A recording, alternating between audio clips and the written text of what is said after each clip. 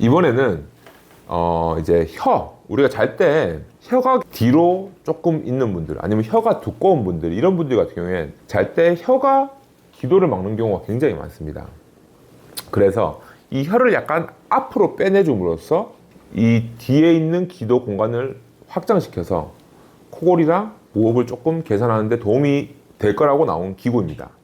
그래서 요거는 조금 설명이 필요한데, 이렇게 뭐 제품이 이렇게 나와 있는데, 뭐 혀를 고정하는 기구라고 생각하시면 되겠고, 이렇게 이제 열면 이렇게 들어 있습니다. 그러면 간단합니다. 여기 딱 봐도 혀를 넣을 수 있게 생겼습니다.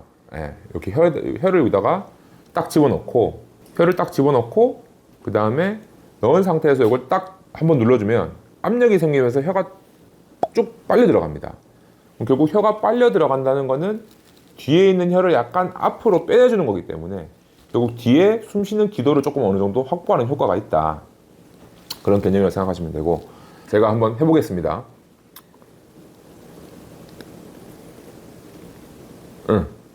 이거는 이렇게 땡긴 거입니다. 그래서 이걸 딱 다물고 나면 혀가 이렇게 하면은 결국은 이게 혀가 결국 앞으로 나오는 이런 효과가 돼서 코골이와 수면무호흡에 일부 도움을 주지 않을까 싶은데, 요거는 사실은 제가 생각했을 때는 좀 혀가 크신 분들, 혀가 좀 뒤로 많이 말려 있는 분들한테 쓰면 좋을 건데, 이거를 과연 진료를 보지 않고 본인의 혀 상태를 아는 게 사실은 쉽지가 않습니다. 그래서 뭐 필요하다면 이비인후과 선생님이랑 상의를 해보고 이런 기구를 써도 될까요? 한번 물어보시는 것도 나쁘지 않을 것 같습니다. 그래서 모든 분들한테 효과적이지는 않겠지만 그래도 혀가 크신 분들한테 효과가 있을 것 같고, 제가 사용해 보니까 요거는 조금 어쨌든 혀를 빼고 있으니까 침도 좀 많이 이렇게 분비가 되고 위생적으로도 조금 깨끗하지 않은 느낌?